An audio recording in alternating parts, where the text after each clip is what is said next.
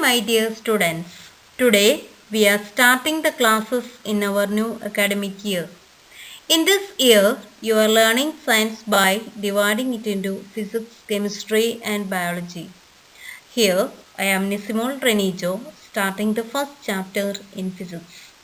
Stars and the solar system. You all have seen stars in the night sky. Along with stars, you can see planets also. Can you tell how can you distinguish a star and a planet easily? The stars appear to twinkle, but planets do not.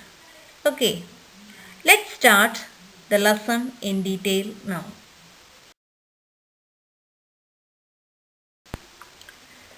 Now we are going to discuss about celestial bodies. What is meant by celestial bodies? Can you tell? The stars, planets, moon and other various bodies in space are collectively called celestial bodies. Now we are going to learn about all these objects one by one. Let's first discuss about the moon. The moon is the brightest object in the night sky. The moon is a non-luminous body. It has no light of its own. It only reflects the light of the sun falling on its surface. When this reflected light reaches the earth, we see the moon. Neil Armstrong is the first human to step on the moon on July 20, 1969.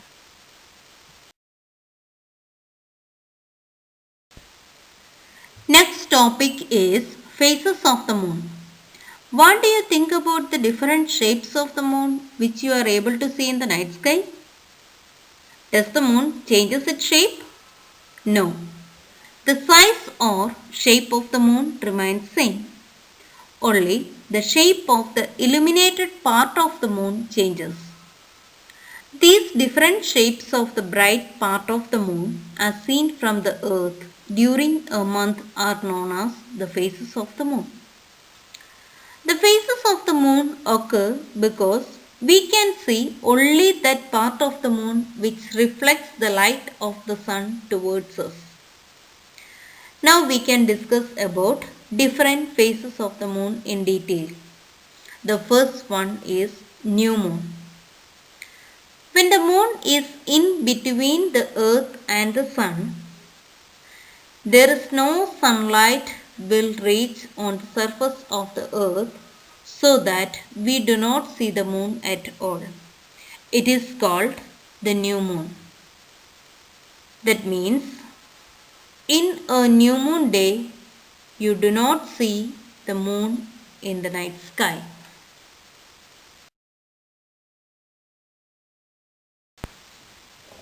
Next phase is crescent moon. 2 or 3 days after the new moon, we see only a small part of the moon, usually in a curved shape. This is called the crescent moon. The next is the first quarter or half moon. Gradually, the shape of the bright portion of the moon becomes bigger and bigger after the crescent moon. Within a week, we see half of the moon. This is called the first quarter or half moon. The next phase is gibbous moon.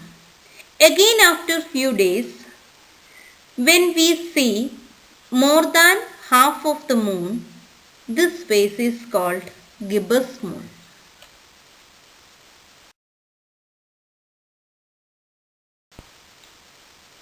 And the last phase is full moon. Nearly 15 days after the new moon day, we see the full disk of the moon. And this position, the earth comes between the sun and the moon. After the full moon day, again the bright portion of the moon starts reducing in size. And around 15 days after the full moon, we again have the new moon. So the moon takes roughly 30 days for its transition from one new moon to the next new moon or one full moon to the next full moon.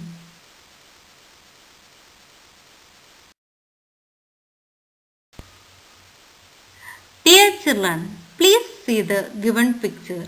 From this picture, you can clearly understand the different phases of the moon. That is, when the moon comes in between the sun and the earth, you won't be able to see the moon in the night sky, and that is known as new moon. After 2-3 days, you will be able to see a small portion of the moon clearly in the sky, and that is known as the crescent moon. Around 7 days later, you will be able to see half of the moon, and that is the half moon or first quarter. After the half moon day, you will be able to see more than a half of the moon, that is the gibbous moon. And around 15 days later, you will be able to see the full disk of the moon, and that is full moon day. After the full moon day, again the size goes on decreasing. That means again few days later you will be able to see more than a half, and that is next gibbous moon. Then again you will be able to see the half moon, then crescent, then again you will be reaching on the new moon. That means the transition from one new moon to the next new moon, the moon will be taking nearly 30 days.